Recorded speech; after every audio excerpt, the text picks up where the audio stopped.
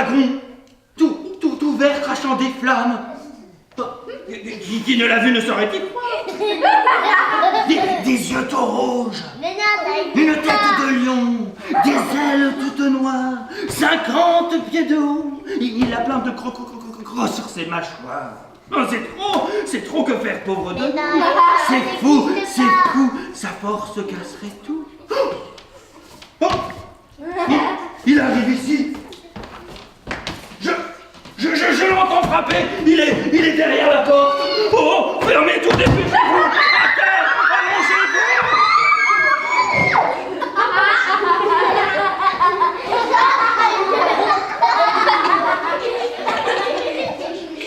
Ça a pas fait peur, hein. Ça ne vous rappelle rien? Non.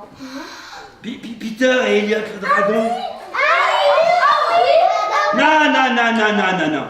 Moi, je vous parle pas du Peter et Elliot le dragon qui vient juste de sortir, là. Moi, je vous parle du vieux film Walt Disney, Peter et Elliot le dragon, qui est sorti à ça au moins, il y a 40 ans précisément. Ah oui, moi je l'ai vu. Et d'ailleurs, dans ce film Walt Disney, je n'ai jamais vraiment bien compris le principe de ce dragon. Elliot. Oui, il a une touffe toute rose sur la tête. Et il ne mange principalement que des pommes. Et il est peureux. Et il crache de toutes petites flammes. Des flaminounettes. Non, moi quand on me raconte une histoire de dragon, je m'imagine ces créatures majestueuses, remplies d'écailles de la tête aux pieds, qu'aucune flèche ne peut traverser. Et pas qui crachent des flaminounettes.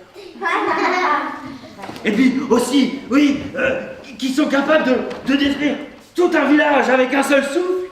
Et ces chevaliers, ces héros qui partent à la chasse au dragon, tout ça pour aller sauver une belle princesse.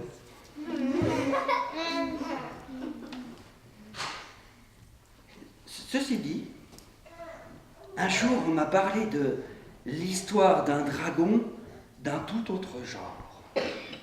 Oui, celui-ci provient des profondeurs des océans. Il habite les abysses.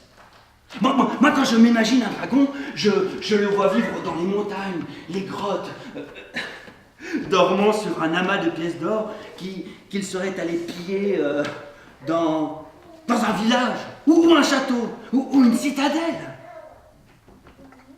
Mais non, ce dragon appartient au monde marin. La deuxième chose qui m'a étonné chez ce dragon, c'est quand il pose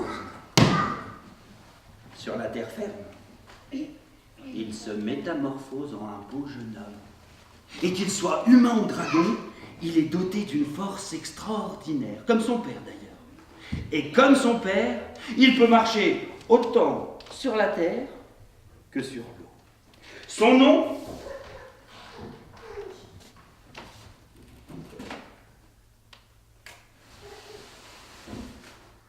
Songlam. Un jour, alors qu'il marche sur les bords du lac Viet, il aperçoit ici et là des hommes, des femmes, des enfants, cachés dans des grottes, terrifiés par un monstre marin. Il s'approche du lac. Une tête énorme de poisson sort de l'eau. Songlam, lui, il prend son javelot. Il voit l'énorme poisson foncer droit dans sa direction et chlac dans la gueule béante du poisson. Il meurt sur le coup. Les quelques hommes, femmes, enfants qui ont vu l'exploit de Songlam en ont parlé à droite, à gauche, et très vite, c'est toute une population qui se retrouve autour de lui et l'acclame. Songlam est ému par ce peuple. Et ils sont simples, ne sont vêtus que de quelques peaux d'animaux pour se protéger du froid, ne mangent que ce que la nature leur propose. De ce fait, ils n'ont pas grand-chose à manger, mais cela ne les empêche pas d'offrir à Songlam de quoi se ravitailler. Devant tant de générosité, Songlam décide de les aider. Oui, il leur apprend à cultiver le riz, à cultiver le coton, à faire du feu, à fabriquer des cabanes, à se protéger des bêtes sauvages. Et très vite, tous finissent par le considérer comme leur propre père. Il lui donne d'ailleurs un nouveau nom, Lac Long Quan, qui veut dire le roi du pays des lacs. Malheureusement, Songlam se languit de son pays natal, les profondeurs des océans. Alors un jour, il décide de rentrer chez lui. Et au peuple du lac Viette, il leur dit: il me faut partir, mais je ne vous abandonne pas. Sachez qu'à tout moment, si vous vous sentez en danger, approchez-vous du lac et sifflez au vent ce petit air.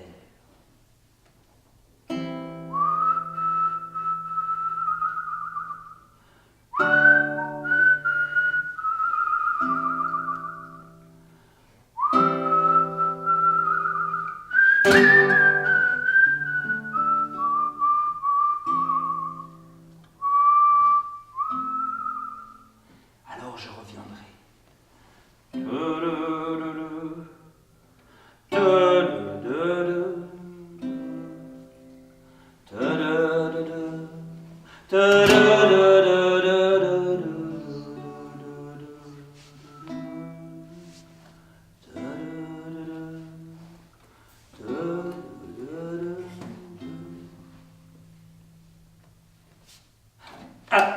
À plusieurs reprises, il est revenu, que ce soit pour ce gigantesque renard. Comme lui, il était capable de se métamorphoser en beau jeune homme. Et une fois transformé, il entre dans un village, séduit femme ou enfant, la tire dans une petite ruelle, et quand plus aucune âme ne se profile à l'horizon, il saute sur sa victime, la ramène dans sa grotte pour en faire son festin. Et aussi, comment il s'appelle, le monstre des arbres, qui est capable de détruire tout un village, avec juste un grand coup de racine. Et toute personne qui se retrouve sur son chemin subit le même sort. Lui, il a bien eu du mal à le tuer. Ouais. Il a même dû demander l'aide de son père, et à deux, ils y sont arrivés. Un jour, le roi d'Étienne, l'Étienne c'est un peuple d'immortels, le roi d'Étienne décide de s'installer sur une des montagnes qui jonchent le bord du lac Viette. Il est accompagné de sa fille Oko, une fée terrestre d'une grande beauté. Et pour mieux asseoir son autorité, il oblige les peuples aux alentours de lui apporter nourriture et vêtements. Ainsi, le peuple du lac Viette se voit dans l'obligation de lui donner de la nourriture, des vêtements, et il voit leur réserve de nourriture diminuer de 3/4. Et quand l'hiver arrive,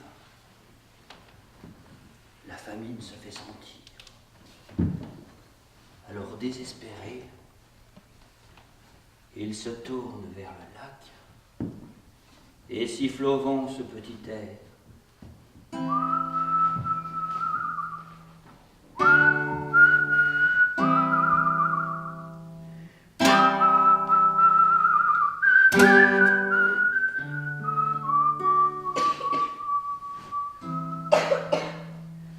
Un dragon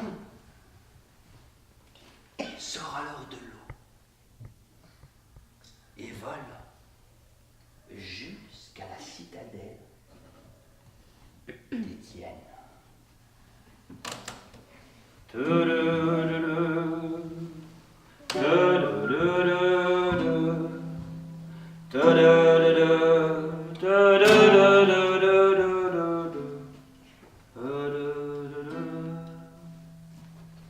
Et quand il pose un pied sur la terre ferme, il se métamorphose en un beau jeune homme. Il demande à voir alors le roi d'Étienne. Mais celui-ci n'est pas là. La seule présentée, Oko, sa fille. Les gardes ouvrent la grande porte. Songlam entre dans une pièce qui lui semble infinie. Au loin, il aperçoit une silhouette. Il se dit que cela doit être la princesse Oko. Alors, en signe de respect, il baisse la tête, s'avance vers la princesse, et quand celle-ci lui autorise à lever la tête pour faire part de sa requête,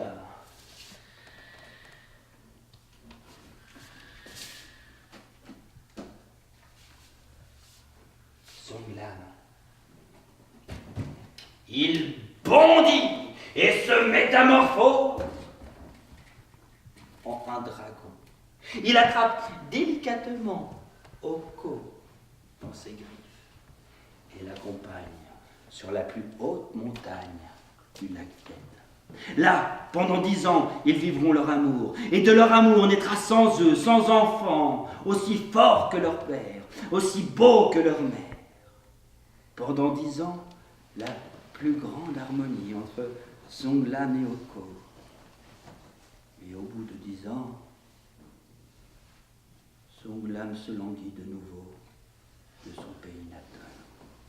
Un jour, Oko, elle l'aperçoit tout en haut d'une falaise, le regard perdu à l'horizon face au lac. Alors, elle l'appelle Songlam. Elle se retourne et dans son regard, elle comprend. Elle comprend. Tu veux nous quitter? Es-tu si insensible à notre amour? Et comment oses-tu abandonner tes propres enfants? Songlam baisse la tête, puis la relève. Je suis de la race des dragons. Vous êtes de celle des immortels. Vous avez l'habitude de vivre dans les montagnes. Quant à moi, je ne sais vivre que dans les océans. Mais vous resterez ici avec 50 de nos enfants. Je prendrai les 50 autres. Je les amènerai près du bord du lac Viette. Notre fils aîné viendra avec moi, Yongvong, et il deviendra le roi de nos 2 pays. Pays que l'on nommera le Vanlong. Et aujourd'hui, le Vanlong n'est autre qu'un pays que l'on connaît tous. Le Vietnam. À savoir maintenant ce qu'il est advenu de Songlam,